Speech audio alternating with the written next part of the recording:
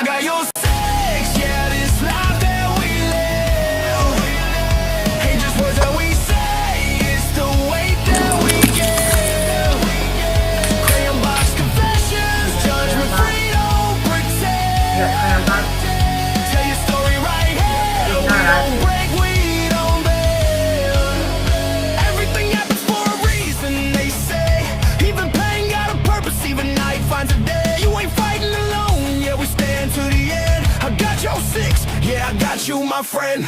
97, young Jimmy laced up his boots with a mission. Never knew that his path would be written in fire and friction. Ramadi rose with attention, thick every second to gamble. 04 IED blast, wounded a Marine with blasting shrapnel, dust in the lungs. Heartbeat racing, vision blurred from the shock. Life changed in the moment when the world just stopped. Lost parts of himself, but not the fight, that's a different condition. You can break down flesh, but you can't kill the mission. I got your six, yeah, this life that we live ain't just words that we say, it's the weight that we give. Crayon Box Confessions, judgment free, don't pretend.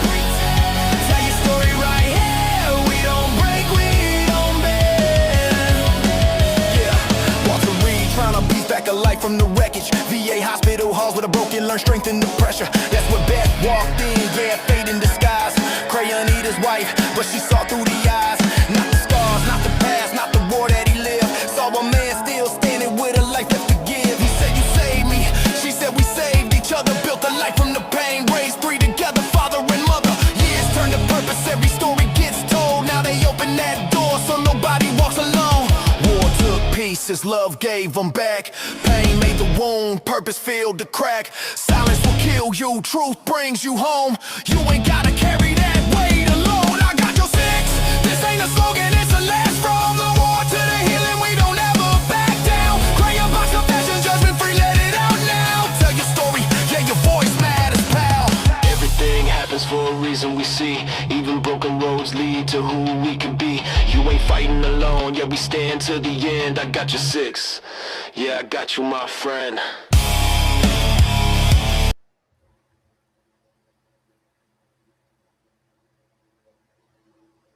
Hey guys, welcome to this Crayon Eater's Box Confessions. My name is Beth King, also known as your Crayon Eater's wife, 1775. It's going to be one of those nights again. And I'm Jimmy, your one-legged wonder. Yes. The guy with the head injury, but also the one with the memory. Thank you for joining us on the show. Hopefully, we've got a few people that have already logged in. For anybody who has logged in, if you could highlight in the comments, let people know we're out here putting a show on for you, spreading out some information and trying to put a smile on your face would be greatly appreciated. Got a great show planned for you tonight. First time guest on Crayon Box Confessions. Second time guest, so to speak, or returning guest for Beth and I as hosts of a show. Daniel and David Watson. Or wait, no, Daniel and James Watson. James Watson. Sorry,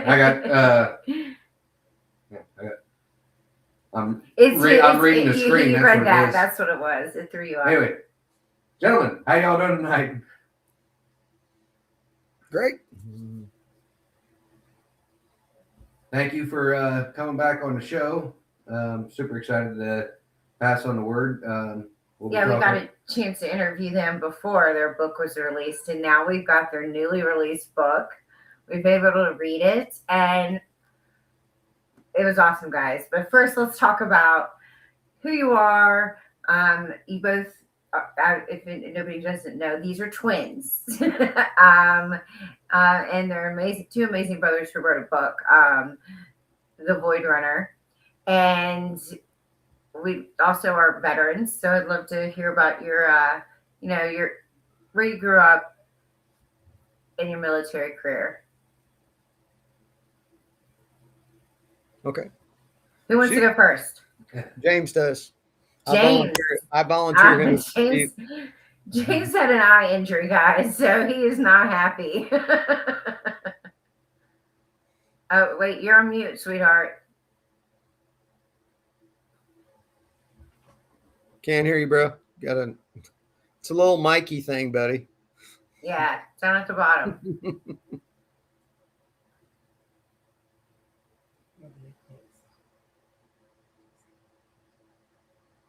Uh-oh. Okay. While he's figuring that out, go ahead, Daniel. Okay. Well, we're from We'll a get him little settled. town in Oklahoma, and we both joined the military right out of high school. Actually, David joined before we got out of high school. Oh wow.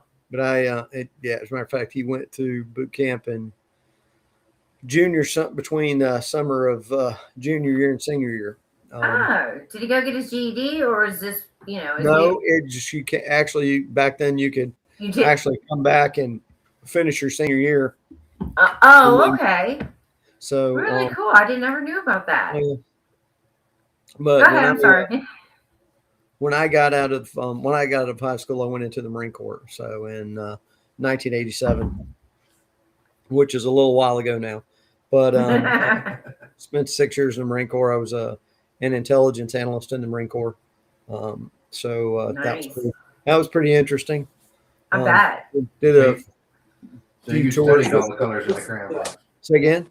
You studied all the colors in the crayon box. I did, and I also know what flavors they are. Which ones, they all really are low calorie, no fat, so that's good. Yeah, I got to travel a good bit. It was interesting. There was a lot more to the Marine Corps than just doing the things the Marine Corps does, which is fight America's enemies and Right. make them fear us, which is what they should do.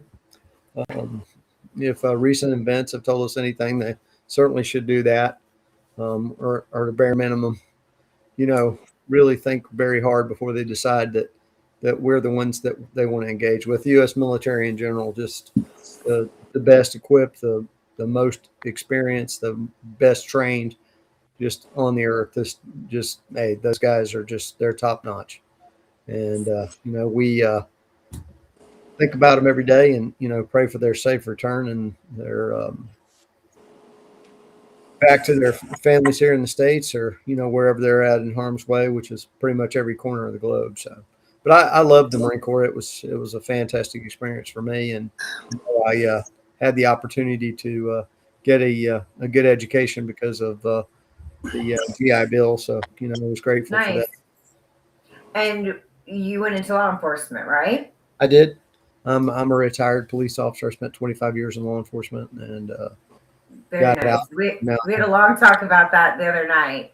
Yeah, it's certainly it affects me every day. I mean, I think about it every I'm day. sure. I think about those guys and gals that are out there continuing to do it every day, and put their lives on the line, much like what happened last night here. With the event with the White House press, whatever meeting it was, when I wasn't sure because there was also two officers that got shot, I think in Illinois. in Chicago, last night. Chicago, yeah. at a hospital. So when you first said that, I wasn't sure which one you were talking about. But yeah. Unfortunately, it happens way too often. But Yes.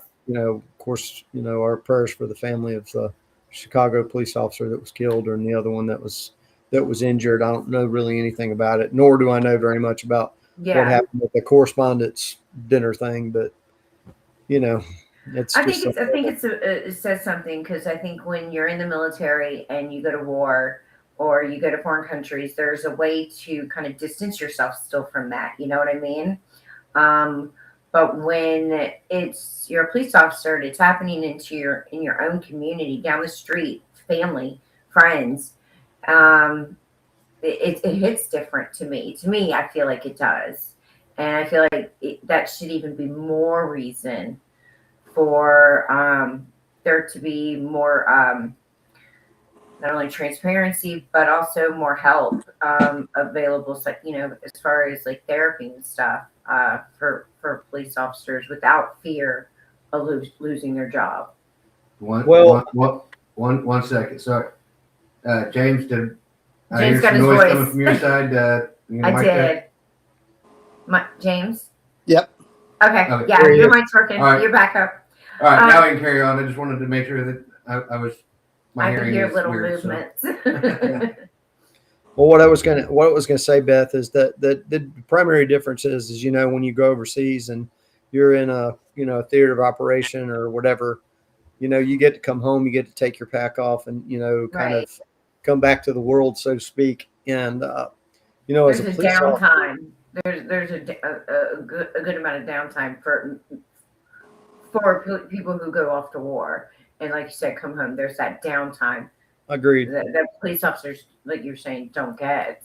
No, they don't. I mean, every time you go outside your house, you're in your theater of operation. It follows you everywhere you go. Yeah. You may go to a Walmart and run into 12 people you've arrested, or You're arrested. telling me. Yeah, like you've been married for years and you still have people come up to you.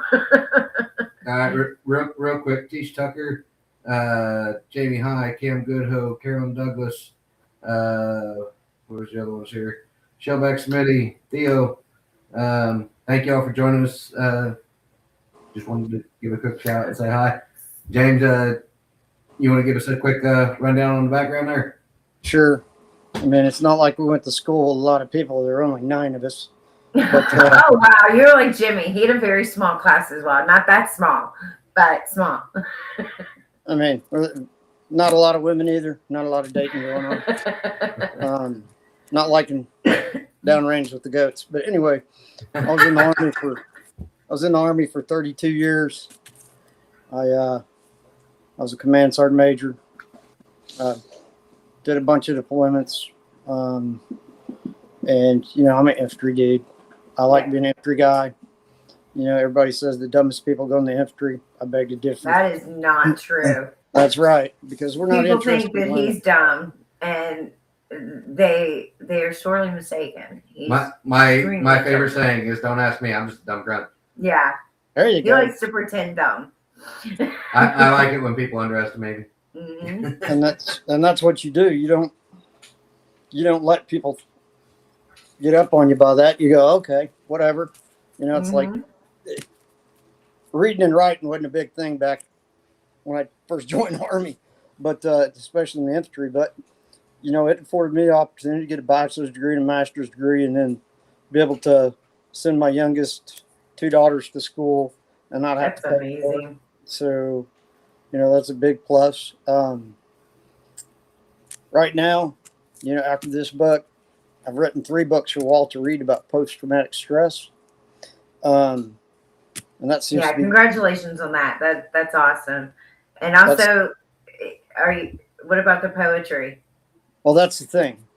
It's all poetry, and it takes you from, Yes, the love 4 different levels of, when you first join, what it's like when you get into that first duty station, what it's like when you go to war, and what it's like not only for you, but for your family when you come back. You don't know how much I enjoyed reading your work, and what an honor I felt for you allowing me to read your work before it was published. And I just want to say I do notice and miss it. But that's all I'm going to say about that. I got to tell you, believe it or not, as I was reading through them today, a bunch of them sounded like country songs, so I wrote a bunch of country songs. All right. So- I mean, you're going full circle with the So using with what we believe in and healing through laughter, using the arts to heal you, whether it's writing, singing, and now you've got writing a song. I love it. I have a question. David, I have a question. If you play the song backwards, do they get their stuff back? I don't think so. I Does mean, their wife come back? Does the dog come back? It gives you the magic code of the meds. it won't even give Jimmy his leg back. Oh. Dude, that was too much too soon. Not in infantry land. How long? Okay, we've hit 14 minutes. Can you give me Yeah. can I give me my testicle back too? Ouch, I didn't know that. You can get a Teflon nut. I had a buddy with that. They did not offer him that. Yeah, they didn't offer me that. like- So instead of one leg wonder, it can be one nut wonder or uniball extraordinary or Yeah, something. he's I don't think now's the appropriate time for the Kevlar nut story, Dave. Doesn't that leave you rather unbalanced? Well, he's only got one leg. He's got great balance, so I doubt that's even a thing. A woman wouldn't know. What kind of balance he was talking about? There you go. But talking about He's the book, great at that too.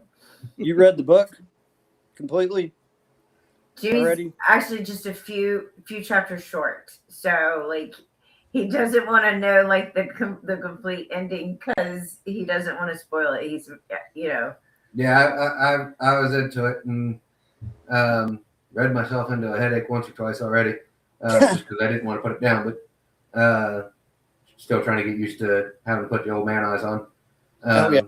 Yeah, he's just got new glasses. I from just the got new VA. glasses, and they really do help out. But I'm not used to wearing them, so after a while, it's like, okay, I need to take them off and let my eyes relax for a little bit. Yeah. But he's like I said, he's only got a few more chapters. The thing is about any of this stuff with the podcast or writing or anything, Mm-hmm. veterans don't need to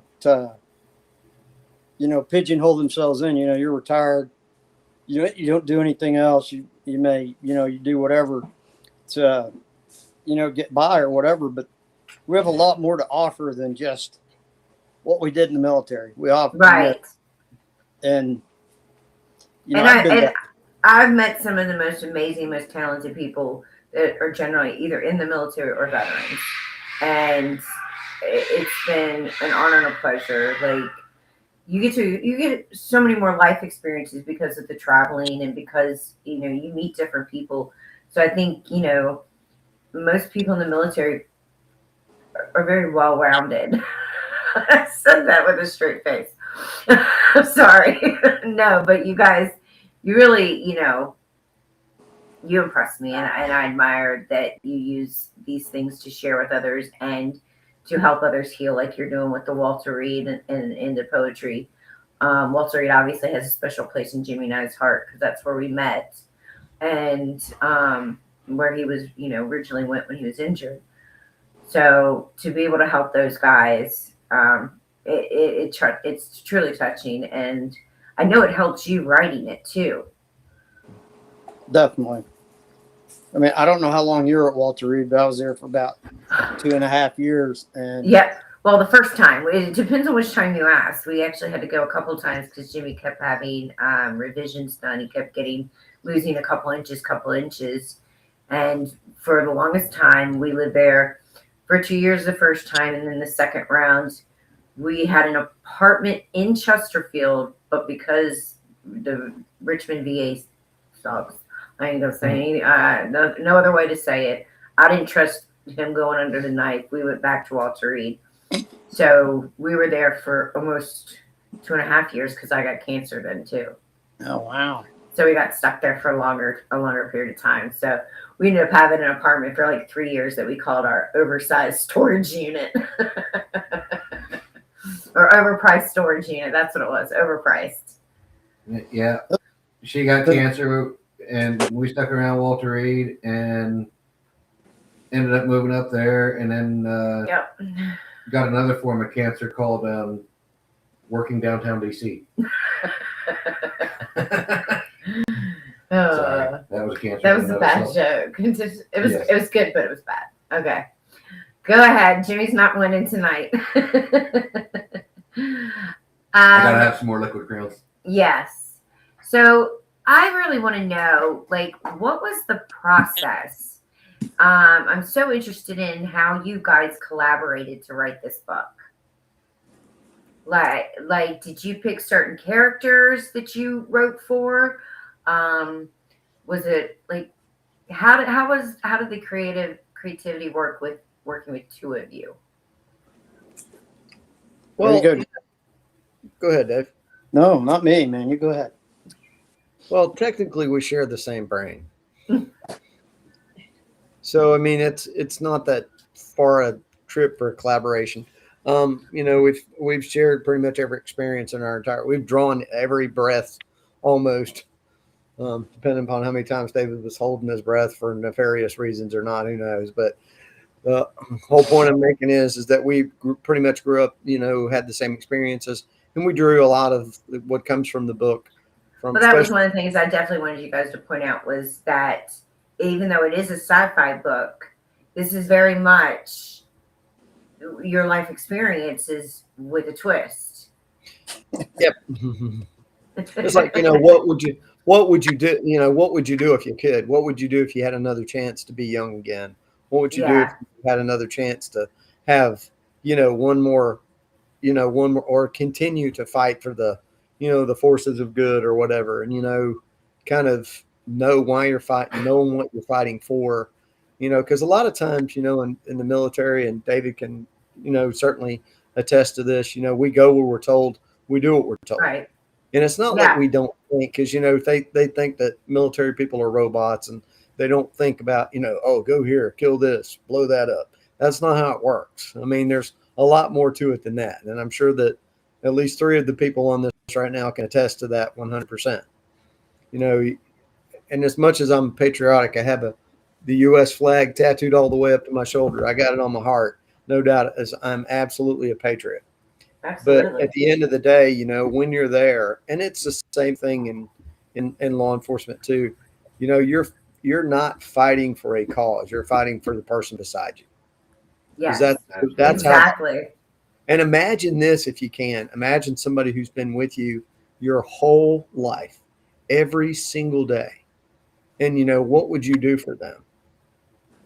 Right. And that's kind of the whole twin thing there. People think they understand, but, unless you have a twin, you don't understand. And, twins are so similar, yet so different. And that's certainly part of the book is understanding, that although that they're basically genetic copies of one another, they're so very, very different in how they cope with things and how they, learn how to, continue to make one step, take another step forward. One of the things in the book that I really, I thought about a long time, and me and David had talked about it a good bit, was just the development of the personality of the 2 twins, and how the one twin, the only way that you could get him to come out of his house, to really expose himself to, anything, was to say, hey, I've got to go help my twin. And that's a powerful motivator to have. I've heard that before from twins is that it's a gut pull. I've heard it explained a couple of different ways, but it's like a gut pull, or to the point where, or somebody's gets actually sick, and they just have this feeling deep down in their core that something's going on with their twin. I think I asked that you guys, have you ever known when he was hurt or anything like that? I think I asked you guys that last time.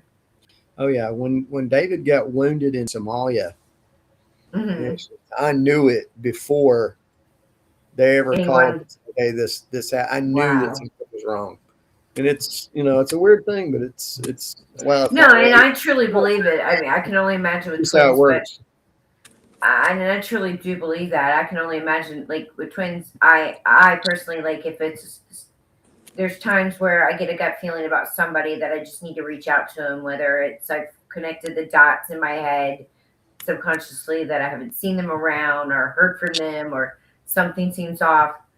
I get that. So I can only imagine, as a twin and being that close, how intense and strong that connection can be, or that feeling can be.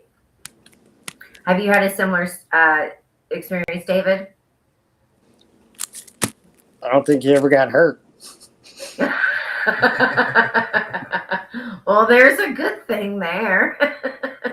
I mean, I can tell, when he's feeling depressed and stuff like that, I can tell that. Yeah. Call him, say what's your problem or whatever. Stick my And is finger he in the his eye. one person who can pull you out? And vice versa, pull you out of that depression, or shake you sometimes? Are you those people for each other?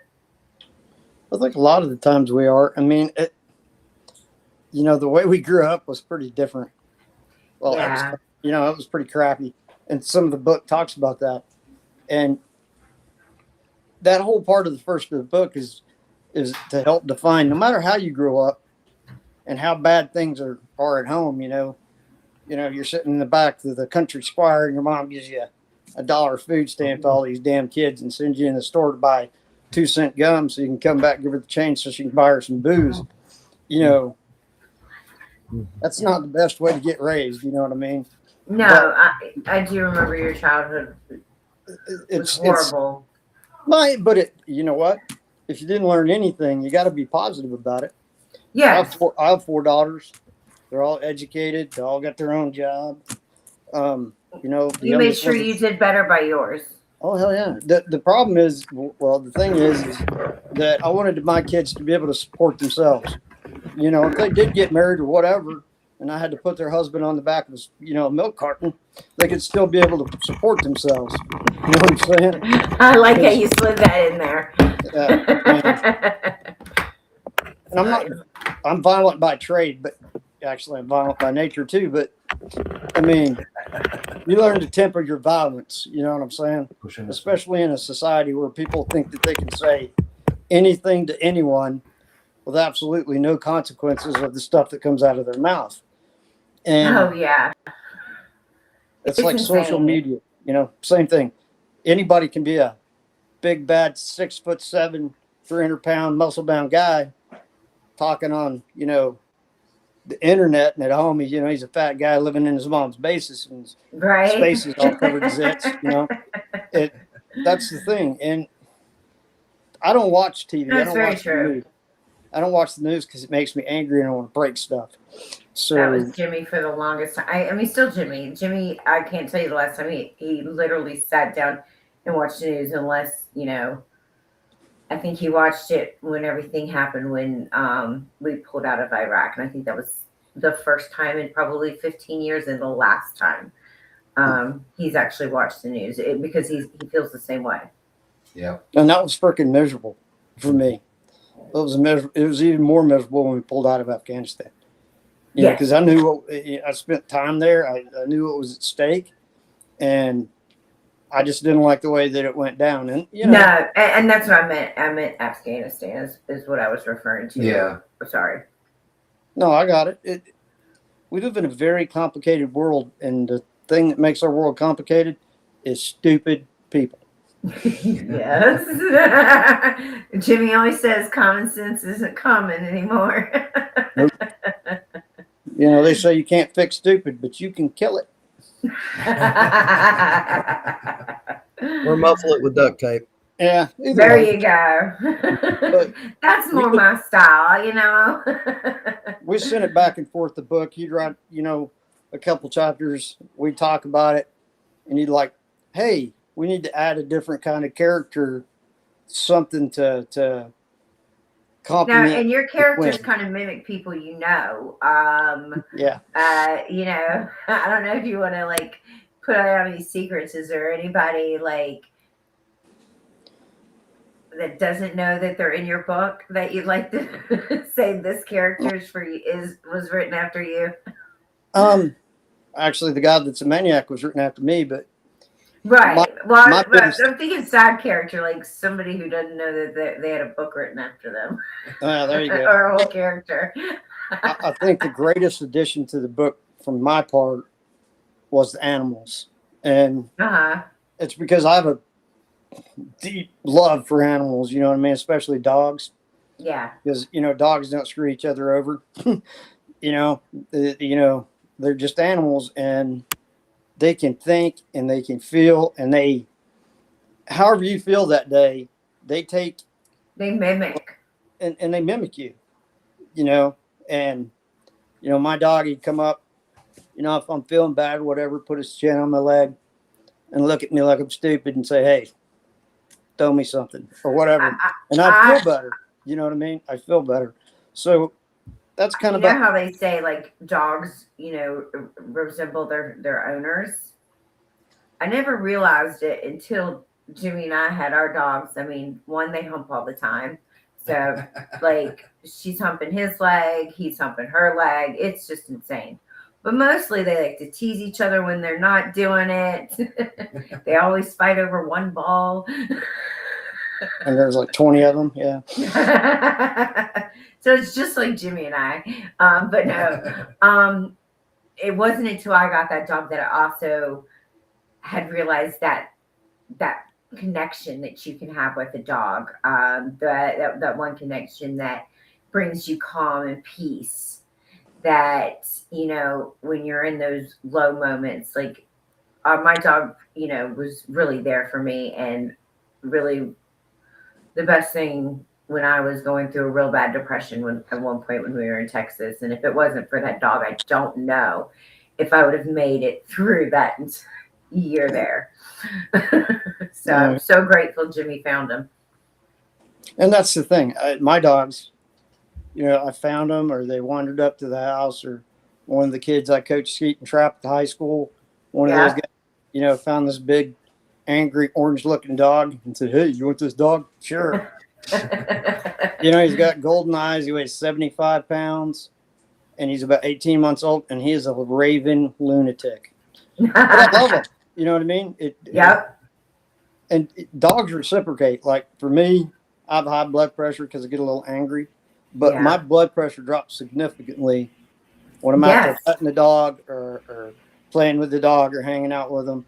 It just does. It's amazing because like Jimmy, he you know, doesn't really show like normal symptoms of PTSD. He has more nightmares than anything. And I've been hit, punched. I've been hit, I've been punched, and I had to learn not to touch him when he had those moments. And we ended up getting a dog that he was training to be a service dog, and the dog would just put his head on his hand or somewhere on the bed right next to him. And immediately Jimmy would stop. He would stop the thrashing. He would chill out, relax, and almost curl up like a baby with him. And it was really, it showed those moments, even having animals my entire life, those type of moments showed me that how powerful these connections are and how important they are for especially veterans who do have PTSD. I am going to have to interrupt everything as far as that goes. I've been trying to I know, but we have so much fun when they come on. Yes, we do. Not going to cut the show. Just got to cut the commercial for a minute. Pay some bills. Yeah. Now I've forgot where I was at and which one I was going to do first. Oh yeah. So for those of you who need some extra energy and are tired of the sugar crash from Monsters or Red Bulls or the plethora of other energy drinks out there, you got to check out Omeza. They've got 3 different flavors, and it's 100% all natural as far as it goes. You get the energy without the sugary crash. All the flavors are pretty good. I personally am one that I like the strawberry kiwi, then the peach, and then the original. I'm grapefruit, peach, and strawberry. Yeah, Beth likes them in just the opposite order as far as it goes. But all of them are really good. Like I said, they're all natural, and it's a healthier energy as far as it goes. So check them out. Shopamazon.com. For the website, use what was the promo code again? CEW 1775. And you'll get a nice little discount. And I'll put that in the comments too for you guys. And you have to forgive me here because this is a new little script that we're trying out for our other sponsor. You've got the vision, but do you have the structure to win? RTS builds businesses the right way from the ground up. Organization formation, compliance, and systems that keep you protected and ready to scale. They craft your brand, marketing, design, websites, even podcasting, so your message hits and sticks. I'll say message hits and sticks. I don't know what that meant. And when you're ready to level up, RTS positions you for government contracting opportunities that most never access. This isn't guesswork. This is execution. So if you're serious about building something real, RTS is your edge. RTS, built for those who move with purpose. I will get that down eventually one of these days. Not actually have to sit here and read it, but on my own words, as far as it goes, you guys need to check out RTS. They've helped us build our website, rebuild our website, revamp our website. They've helped us apply for our 501c. They will hold your hand through the entire process and get you set up for the win. If my Crayon Eating Hosts can follow along, I'm sure you can too. So head over to ysrts.com and check them out. Get on their books and let them show you what they can do for you. Cool. All right, those have been paid. Let's catch up on some comments here because we've been neglecting our studio audience, or well, our live audience. Yeah, there's no studio. For those who were asking, the link for the book is in the comments. You can scroll up and see that. We've also put the promo code up too. Okay, the promo code for Mesa is in the comments as well. You've got the link for the book scrolling across the screen, and you'll get the QR code back up here in a little bit. Thank you, Thea, for putting that. I was sitting there searching for it for the Meza link to put in the comments. Before we get back to it, I want to do. Oh, I'm sorry. Oh, I thought you were done. No, You paused too long. I got to see where we're at. So Theo asked, what advice do you have for someone who wants to write and publish books? I asked because there are 2 stories I want to tell. Oh. I thought he was going to say the stories were. Yeah, I'm not seeing them yet. I'm going to guess I guess at least one of them is about one of his ex-wives. That's where my money would go. Any advice for someone who's looking to write a book? You just got to sit down and write it. I mean, you Yeah. just got to sit down and write and reread it and reread it and reread it and give it to somebody you trust and have them read it. To, it's all about feeling. It's like what got me started writing poetry again, since everybody, picked on me for writing it to start with, was writing that poem about crayons for you guys. Yeah. It just popped right into my head. You know what I mean? And it only took a couple minutes to think about it, come up with it, and then bam, there it was. And I'm like, if I can do that, I can sit down and write, all day. And you told me that because I asked you, but I asked you that personally because Theo's amazing. He's pushing us. He's constantly pushing us and giving us amazing ideas of way to keep branding ourselves and putting ourselves out there. And he came up with this amazing idea of doing a crayon book, and part of it's telling our story, but in a funny way. It's like an adult crayon book, coloring book, and it's like I keep stalling on it. I'm overthinking it, I think, and I'm trying to figure out what story do I want to tell, or this or that. And when I talked to you, you were like, just write, just sit down and do it. If I write 10 stories and only pick one, that's still great. I got somewhere. Mike Calabrese said hello. Hi, Mike. Going back to the one comment you made there, violent by trade, your next tattoo. Lorianne Terry Frisbee stopped and said hello. Hi, Lorianne. Mark Doc Abram.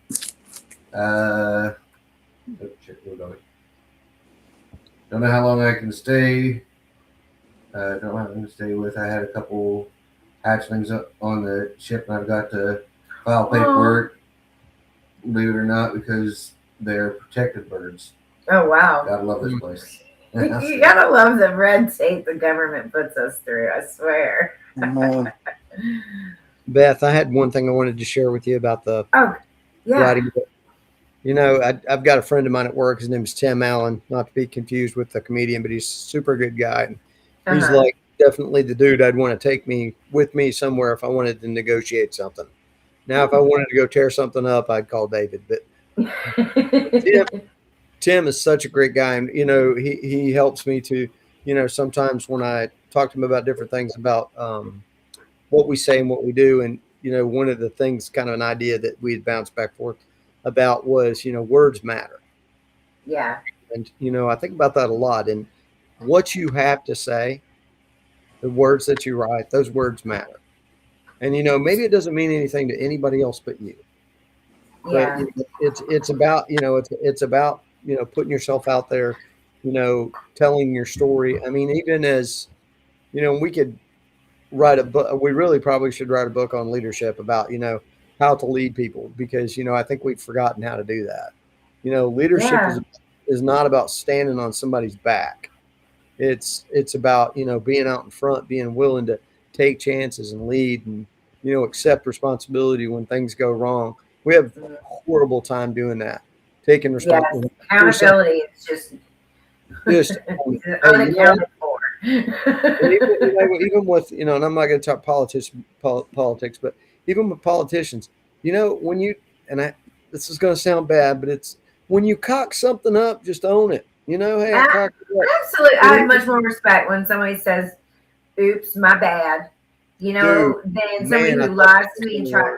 Because when they lie, they're so ridiculous. It's like you think I'm too dumb to know the truth. You're Exactly. treating me, and Oh, that's we're how gonna I figure it feel out. when I get lied to. I mean, it's just, that's it. And, you've got, if you want to be heard, you have to be persistent enough to, to get it out there long enough to be heard. And this Yeah, is not about, because we have this bad habit, a horrible habit, really, of the squeaky wheel gets the oil first. And it's yeah. like everybody that's got to complain about something. The louder they speak and the louder they scream, me, then, they want to do something for them. So they shut That them up. and the angry also it seem to get the most attention, the most hateful, Exactly. the most angry. Yeah, Exactly. absolutely. Instead of just saying, yeah, we heard you, shut up.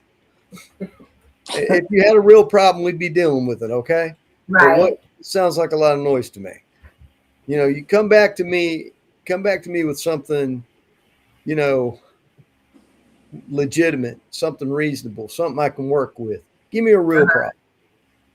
And Yep. that's the thing. If you want to get through your emotions, you want to get through your trauma, you want to get through whatever. And everybody's got trauma, but what I'm saying is just, if you want to get, I'm talking about like some serious bad stuff. You get blown up and you Mhm. lose a leg. That's bad stuff. You Agreed. get the crap beat out of you and practically starved to death as a child. That's bad That's stuff. bad. Yeah.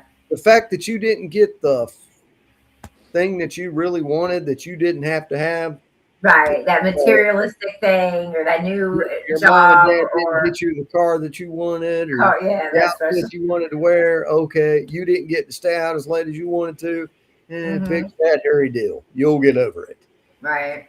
But people who, really creative people, have stories to tell. And unfortunately, in the world we live in today, everybody gets their jollies by stepping all over everybody else's dreams or whatever. If you No, want to be a I'm writer, always going to be the first one that tries to lift others up. Like, I don't yeah, want anyone stepping on my neck. I'm not going to step on your neck to get ahead. Like, that's right. I feel like the only way we can make differences and or make this a better community for all of us is by working together. Agreed. Beating each other up, stabbing each other in the back, the toxicity. Oh, we could go. The list goes on. Just isn't necessary. It really isn't. Like, we all have. Some people don't believe in our brand of humor. I get that. And I respect that, but there are people who heal through laughter. And we have helped people in those dark moments. And you guys have healed people by telling your story. It, it matters. And we all have different ways, but no one veteran is all the same. So one person might need that humor to survive, to keep going, and one person might need that creative outlet of writing to survive and keep going. So Agreed. I think there's room for all of us. So I 100% agree with what you're saying, and I Yeah. appreciate you saying that to me about the writing, because you know it just hit when you said you have a story to tell. That was important to me. Thank you. Yep. I think Well, real if you want to be a though. leader, be somebody worth following. There you Yes, go. But yes, I agree. leadership is, you can't lead with rank. No, You no, can't run around saying I'm the boss. Who are you trying to convince, you or them? And that's right? the thing. If you treat people with courtesy and respect, that that goes a long way. But you got that other part of it. You got to give people tough love and say, hey, Yeah, if you screwed up, you screwed up. Now you can either fix it or continue to do the same thing, and then you're going to be gone. Yes. That's just the way it worked in every unit I was in. Hey, you don't want to do what you're supposed to? Okay. How do you like New Jersey? You know what I mean? That's just the way I looked at stuff. That is so true. I'll send you to Alaska. It doesn't matter to me, Right? because you're a liability then in any organization, Yeah. And for me, leadership was like, hey, let's do it together. We'll do it together. I'll show you how it's done, and I'll watch you do it. Okay, then we'll do it a couple more times. And once you get a good grasp of whatever we're doing, I'm gonna turn you loose, but I'm gonna watch. But I'm not gonna, lord over you like a hawk or something, because that's not the way I do things. Right. And it's like with the writing. Don't try to be somebody that you're not. Yes. Be the person that you are. Write the way you feel. Don't write the way that you want other people to feel Either about you. think you feel or make them feel or whatever. Write it from your heart as you from you. Because the truth doesn't change. Exactly. Not ever. I mean, I love that. I appreciate that. And the way I described it to people all the time is a lie is like water. You got a bucket of water, throw it on the floor, goes everywhere. It's always changing. It's never going to be the same. Mm-hmm. The truth's like a concrete column. Unless you got an engineer come by with some C4 to blow it up, it's going to be there. You know what I mean? And people have to believe and trust in you to come to you with their problems, because nobody wants to come to somebody that's going to, oh, why'd you do that? You're stupid or whatever. You're like, oh man, hey, you know what? I've done the same thing. You're in a hole. I'll jump in the hole with you. We'll drag the dirt in until we can step out of it. That's what real leadership's about. And that isn't anything, not just in the military. Mm-hmm. And we're a society that's in between two things. We're in between that. The old guys, the boomers, you got the Gen Xers, and you got the I don't know what the hell they are. Okay. And that those I don't know what the hell they are so entitled that they think, okay. Yeah. Things are just not the same. Speaking of being entitled, okay, or your generations being different. The last time you guys were on, we had another host with us, Lex. Lex is also gone off and started his own show as well. We're all just growing, and Theo is amazing producing all of these shows. Mm-hmm. But in honor of Lex, I have an Ask Jody question.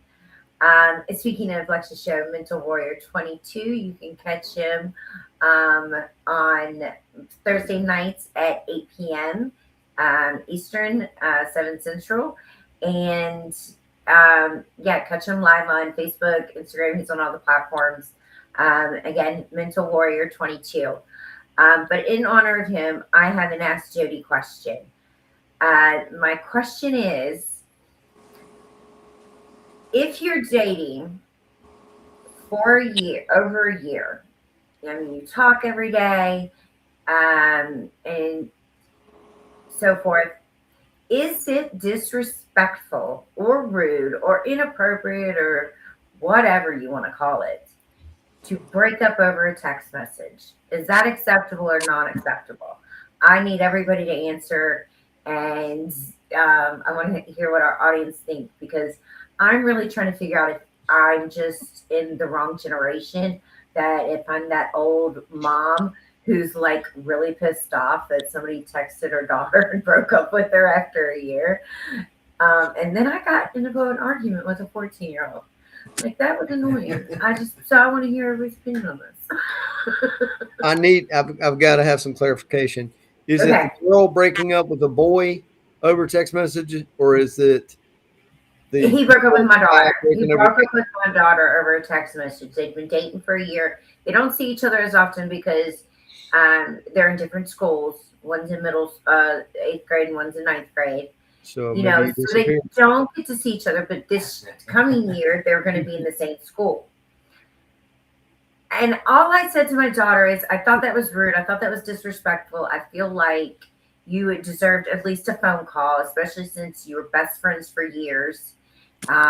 You started dating for the last almost 2 years. You deserved a phone call. And she ended up telling him. So then I get on the phone and I'm arguing with him. And I'm like, I'm not going to argue with a 14-year-old. It was disrespectful, and that's the end of it. Then I had to talk to the mother, and Well, she agreed. let me just say this about that, okay? They're children. They do childish. Right. So, But, you and know, I get that, but as the parent of the daughter, I'm talking to her personally. It wasn't my fault she went and ran and told them, you know, and brought me into the middle of it. But I was trying to comfort her, and I said, I'm sorry. I think that was rude, and I don't think you deserve that. You deserve better.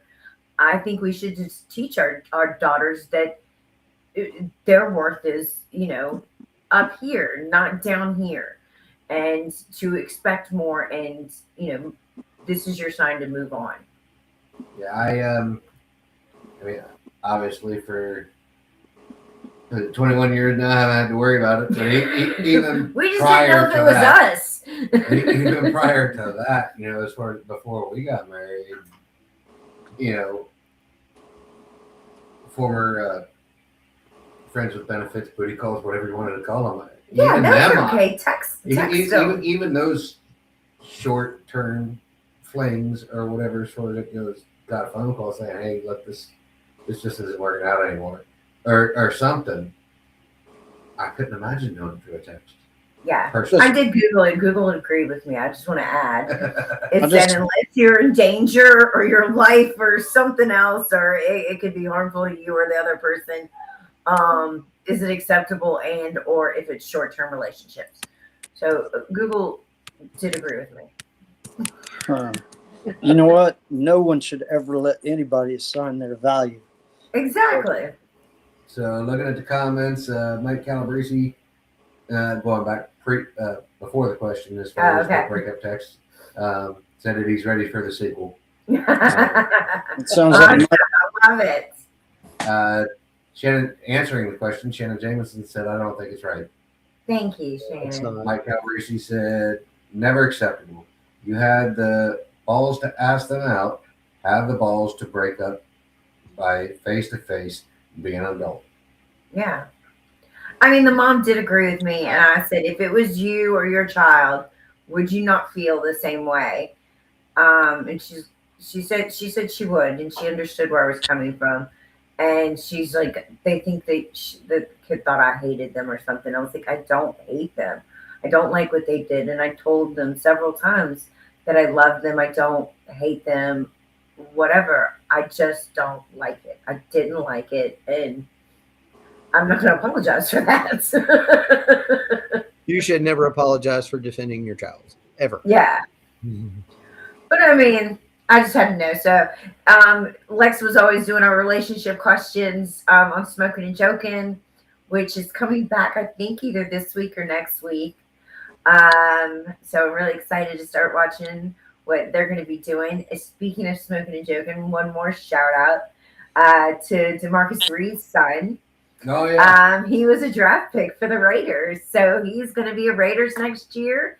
awesome. And it's going to be Raider Nation all over this place. For those of you who don't know, DeMarcus Reed was the original, Yes. the original host, like day one host of the Smoking Yeah. and Joking show. Okay. He Also started one of our- He started one the of our- whole thing. One of our fellow magnificent bastards. Uh-huh. For those of us that were in 2-4. So his son is now going to be a Raider. That's amazing. Now I actually have a football team I can cheer on, and I'm so excited that I love the colors, black and white. Totally my See, thing. I know a guy whose son is getting, you know, I can say one thing about of separation down to like 2 degrees. Yeah, so I'm really excited for him. He's, you know, put in hard work, and I'm sure this is a proud papa moment for Jamarcus for sure. So Awesome. Theo, going back to answering the question real quick, Theo did say that it's only okay if you have laryngitis. exactly, she did not. She said if you're going to break up by a text message, then maybe the relationship wasn't the best. By text is cowardly on his part. She deserves better. Yes. I would agree. I'm not a meddling mom. I'm assuming they had a very good relationship. They were always on the freaking phone, and they weren't arguing because they were always on speakerphone, which drove me crazy. So, but I was like, I don't need to know all this. But yeah, so it's the text that I just don't have any feelings for you anymore, which is fine. You can feel that way. Damn. All right. But it was harsh. Our time is almost up. I do want to throw one 20-second commercial out there and say for those of you who enjoy our particular brand of humor, join us on Facebook at Crayon Eaters 1775. Your military humor, your dark, your inappropriate, your explicit is what you're going to find. We believe in healing through laughter, so we're going to do our best to make you spit your coffee out every morning, keep you from going to other places. We do like to intermix some positive stuff in there with Motorcycle Mondays and Tantrum Tuesdays, Pet Therapy Thursdays, Selfie Saturdays, which surprisingly is very popular with our veterans. And so is Pet Therapy. We've got some of our own gear. We're raising money to get a bike fixed up so that we can give it away to a veteran or first responder. Oh, next show we're going to have. Just a second, let me finish this commercial, please. So if you'd like to check out some of our gear and help support us and our mission in trying to get this bike to a veteran, you can head over to cw1775.org, click on shop. We've got some great t-shirts, hoodies, zip-up hoodies, ball caps, truck hats. We've got a cool little flask on there. If you don't want to buy anything, you click on the donate button, and there's a drop-down menu. You can select exactly which program you would like to donate for. It'd be a motorcycle. We've got a dog that we're going to be giving away to a veteran to help with being a companion, or art supplies for those who use some form of art as their version of therapy. Yes. So any love and support you want to show would be greatly appreciated. All right, go ahead. No, you go ahead. I just was like, Oh. I'm so excited to tell the news. I wasn't, yeah. Well, we should have some great news for you as far as that goes, and we'll tell you when you'll be able to hear that at the end of the show. But before we We're at officially pretty much at log the end off, of the show. We're just going to remind that we're pretty much at the end of the show because now it's their turn. she We likes haven't to been married interrupt for when I'm 20 actually years. about to say what she wants me to say anyway. We So haven't been married for 20 years. one more time, give everybody the rundown where they can find Void Runner, and tell them about the book and where they can find it, how they can show you guys some love and support. Read our book, VOIDRUNNER. It'll change your life. Just kidding. Probably won't. But it's available on Amazon.com. It's also available at Walmart.com or Instaspark. You can get it sent to your home. Just print it out there. There it is up on the screen. It was a great joy to write it. Started writing a new one already. So Awesome. super excited about that. And we've also got a few other novels that are going to come out in the VOIDRUNNER universe. We got a little spicy thing with a detective novel with an investigator with an AI partner and a serial killer who's got an AI partner too in the VOIDRUNNER universe, and some other things which came from the dark and demented mind of my brother James. Awesome. That is awesome. I do have one quick question on whether it be future plans with VOIDRUNNER, future plans with any of the other books that you guys are working on as far as it goes.